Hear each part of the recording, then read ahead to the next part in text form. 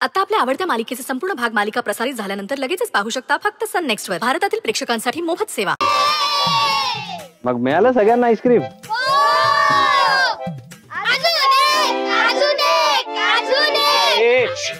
गप्परा, अजिबात गोंधळ करायचा नाही. अजून एक काय, अजून एक एक एक मिळालं ना सगळ्यांना? मिळालं ना? हा मग. आणि जर तुम्हाला अजून एक दिलं आणि तुम्हाला खोकला आला तर गौरीताई मलाच रागवेल ना? रागवेल की नाही? हा, म्हणून 2-2 आईस्क्रीम नाही. हा, एकच. पण तुमच्या हातात 2 आहे. 2 ना? बरोबर, हे 2 आहेत ना. काय ना, आता हे आईस्क्रीम चांगलं आहे, गोड आहे, कसं आहे बघावं लागेल ना मला, हो की नाही? जा जा, तुम्ही पळा पळा, खेळा की. जा जा जा. मिळालं नाही एक एक. हा, गोंधळ गोंधळ गोंधळ नाही, गोंधळ नाही.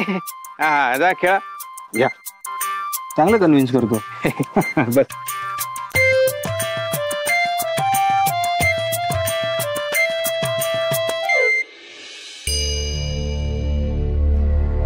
तुम्ही पाठवलत ना यांना? मी ह्यांना पाठवलं नाहीये आणि मी ह्यांना ओळखतही नाही.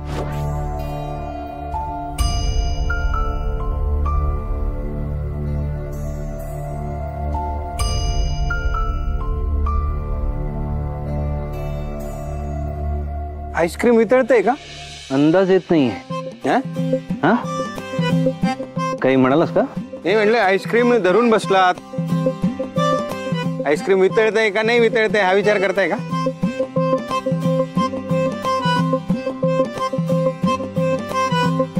आईस्क्रीम वितळलेलंच असतं भरत. आपण त्याला गोठवतो. त्याचं मूळ रूप वेगळंच नाही का? वितळतं म्हणजे ते त्याच्या मूळ रूपात येतं.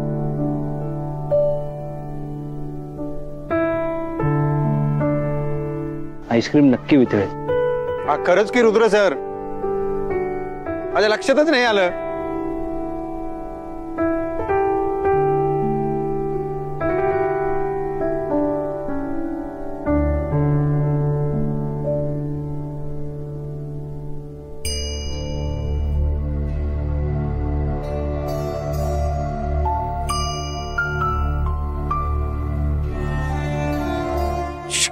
रुद्र सर,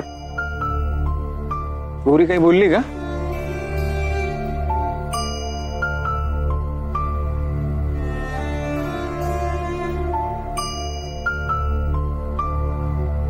रुद्र दादा, तुला गौरी आईने बोलवलंय. मला? हो, तुम्हाला.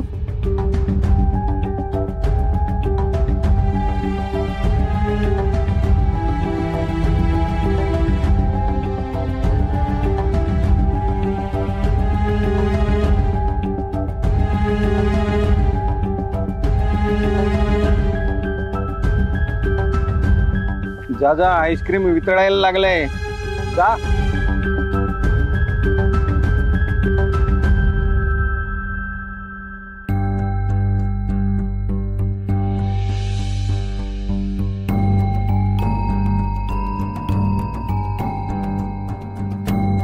गौरीची तुम्ही बोलवलत मला?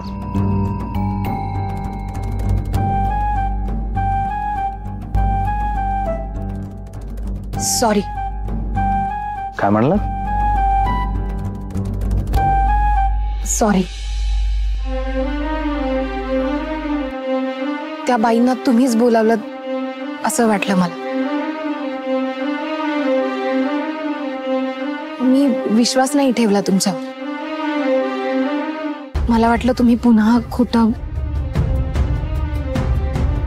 खरंच सॉरी. एकदा खोटं बोलून विश्वास गमावलाय तुमचा मी गौरीजी. पुन्हा अशी चूक नाही करणार मी. फसवून प्रेम जिंकता येत नाही याची कल्पना आहे मला. आणि ते जिंकता आलं तरी ते फार काळ टिकत नाही हेही माहिती आहे. त्यामुळे मी तुमच्याशी कधीच खोटं बोलणार नाही. तुम्ही दुःखी व्हाल असं मी कधीच वागणार नाही.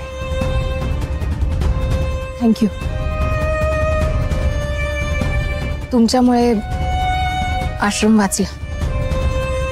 मला वाटलं आईस्क्रीम वितळायला. काय म्हणालात? काही नाही.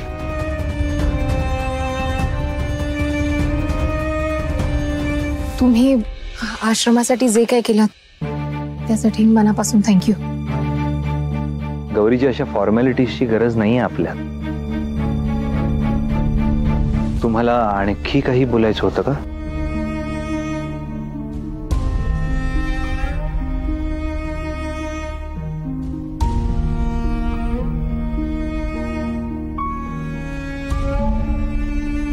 मी एक विचारू? म्हणजे तुमचा माझ्यावरचा राग गेलाय ना आता? म्हणजे आपण आपल्यात पूर्वीसारखी मैत्री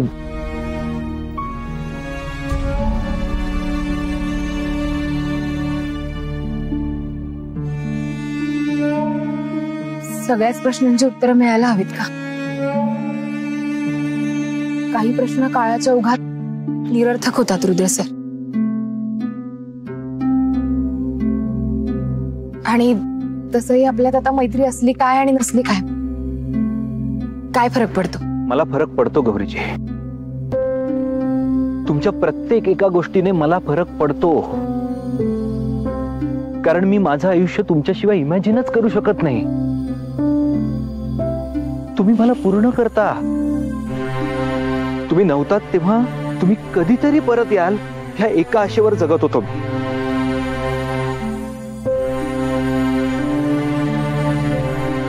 माझ्यासाठी काही सोपं नव्हतं रुद्र सर. माझंही सगळंच हिरावून घेतलं गेलं. पण मला बिट्टीसाठी जगणं गरजेचं होतं. तिला सुखात ठेवायचं होतं मला. आणि ज्या वाटेवर मला काट्यांशिवाय दुसरं काहीच मिळालं नाही, त्या वाटेवर पुन्हा पाऊल टाकायची हिंमत नाहीये माझ्यात.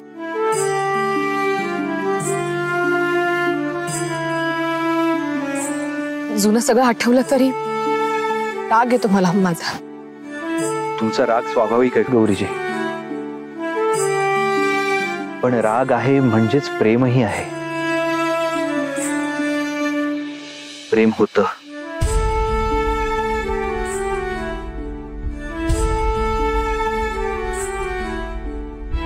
प्रेम सगळ्या जखमा भरून काढतं गौरीजी. तुम्ही जरा प्रयत्न केलात तर आपल्यातलं तुटलेलं पुन्हा सांधेल. आपण पुन्हा एक होऊ गौरीजी.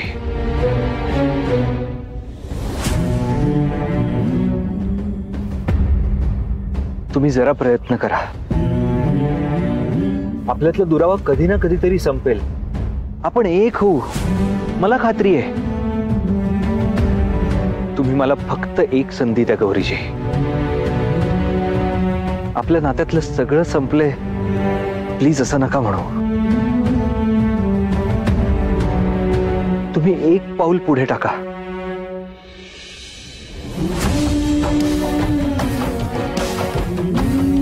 प्लीज गौरीजी, तुमच्याशिवाय एक एक दिवस युगांसारखा वाटतोय मला. तुमचा राग कधीतरी शांत होईल आणि तुम्ही मला माफ कराल या एका आशेवर रोज इथे येतोय मी.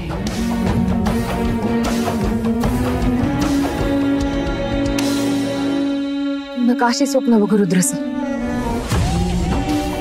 जे कधीच पूर्ण होणार नाहीत. जिथे अपेक्षा आल्या तिथे अपेक्षा भंग पण आला. अपेक्षा ठेवल्या की अपेक्षा भंगाचं दुःख सोसावंच लागतं माणसाला. त्यामुळे एकदा बंद झालेले दरवाजे पुन्हा ठोठावण्याचा प्रयत्न करू नका.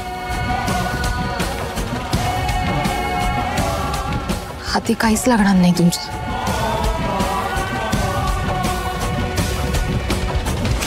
पण बंद दारापलीकडे कोणीतरी आपलं असेल आणि त्याच्यापर्यंत कधीतरी हात पोचेल असं वाटलं होतं. मनापासून वाजवलं तर सगळी दारं उघडतात गौरीजी.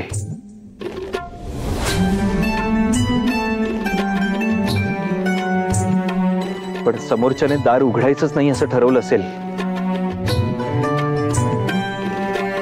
तर आपण दार न वाजवलेलंच बरं.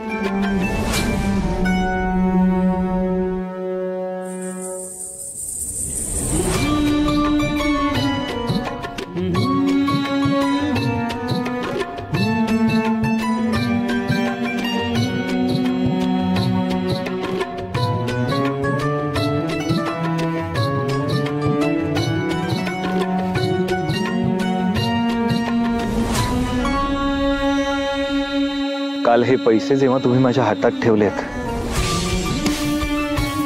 तेव्हा मला वाटलं होतं की मी तुमचं मन पुन्हा जिंकू शकेन, तुमचा राग जाईल, तुमचा हात पुन्हा माझ्या हातात येईल. पण माझ्या हातात काहीच उरलं नाहीये.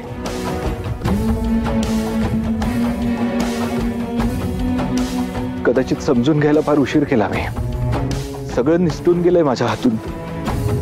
मुठीतनं वाळू निसटते ना तसं. आता रिकामा हात आणि रिकामा आयुष्य घेऊनच जगावं लागणार आहे मला.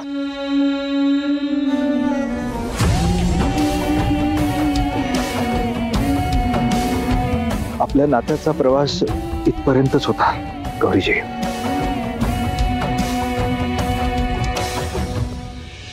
जातो गौरीजी. आपली सोबत एवढीच होती, पण या नात्याचा गंध कायम माझ्या आसपास दरवळत राहावा एवढीच इच्छा आहे.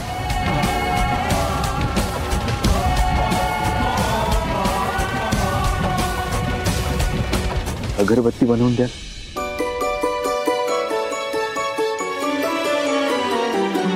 स्वप्नात माझ्या दिसतो सजेव्हा येतात वेडे शहारे. येता झळाया पाऊस वारे साथ तू देशील कारे. कुणी बांधिल्या रेशीम गाठीना कधी सुटणाऱ्या.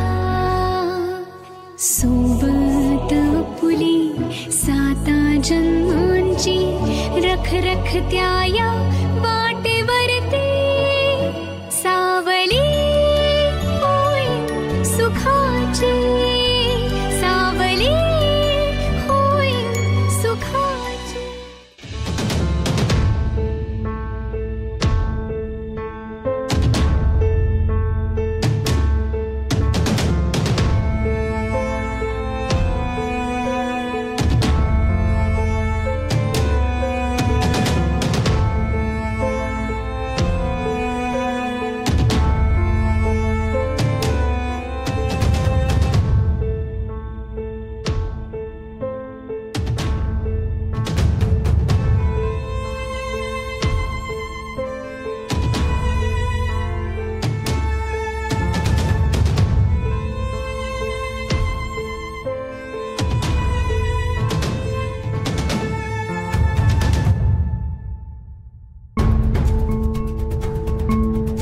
गौरीजी, माणसाचं मनही या अगरबत्तीसारखंच असतं. आता तुम्हीच बघा ना, या सगळ्याचं मिश्रण केलं तर एक अगरबत्ती बनवण्यासाठी. माणसाच्या मनाचंही तसंच असतं. सगळ्या भावनांचं मिश्रण असतं ते. राग, रुसवा, प्रेम, काळजी, या सगळ्या भावना मनात कालवल्या की लक्षात येतं आपल्याला काहीतरी नवीन गोष्ट सापडेल. एखाद्याबद्दल प्रेम वाटेल, राग वाटेल, तक्रार असेल, काळजी असेल. कधी कधी सगळं असूनही मन उदास असतं, एकटा.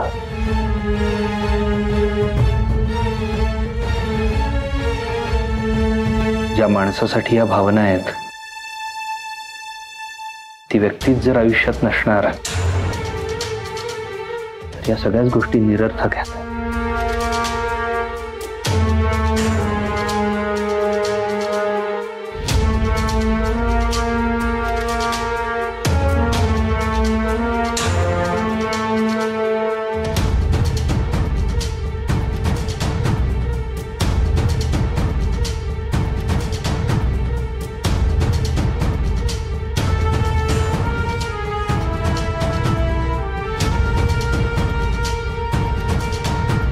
जसं या काडीशिवाय सगळं निरर्थक.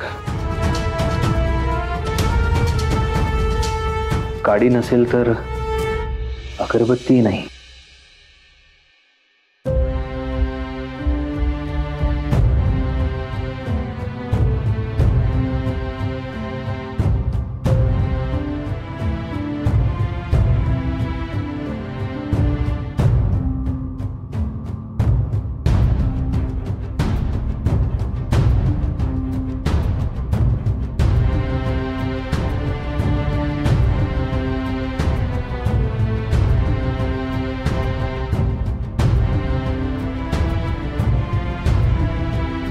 आता बघा ना, आपल्यालाही कधी कधी कळत नाही काडी धरून ठेवावी की मनातल्या भावनांचं मिश्रण होऊ द्यावा.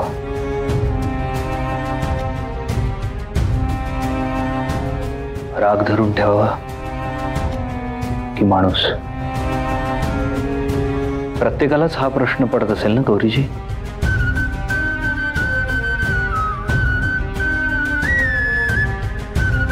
पण मी माझ्यापुरतं उत्तर शोधलंय.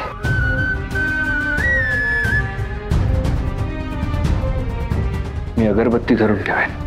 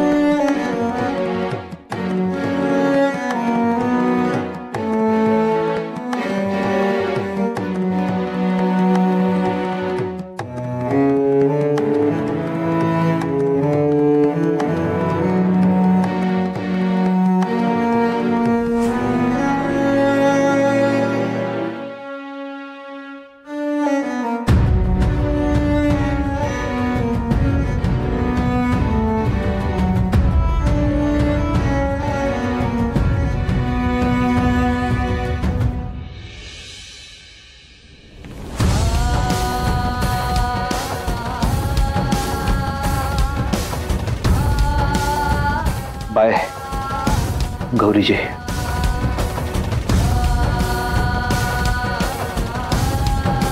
येतो मी.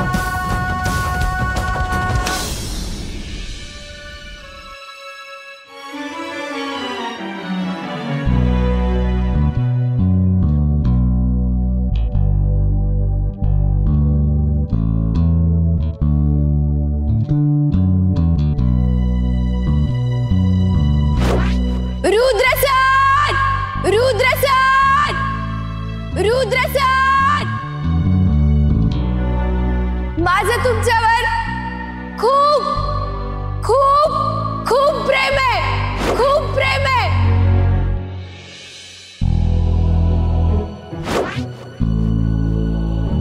गौरीजी, ही सगळी नाती मला एका नात्यामुळे मिळणार आहेत. तुम्ही माझी पत्नी झालात तर. प्रेमात परतीचा रस्ता नसतो रुद्र सर. प्रेम करण्यापासून स्वतःला थांबवू शकले नाही, आता प्रेमाची साथ कशी सोडू?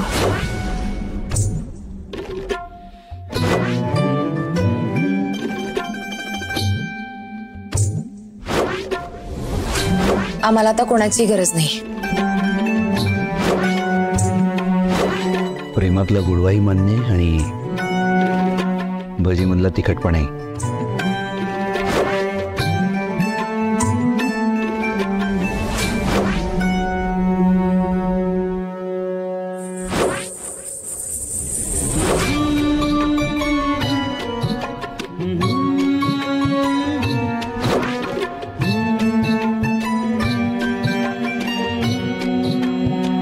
तुम्ही या सगळ्यात पडायची काहीच गरज नाही. इथल्या मुलांची, या आश्रमाची जबाबदारी माझी आहे.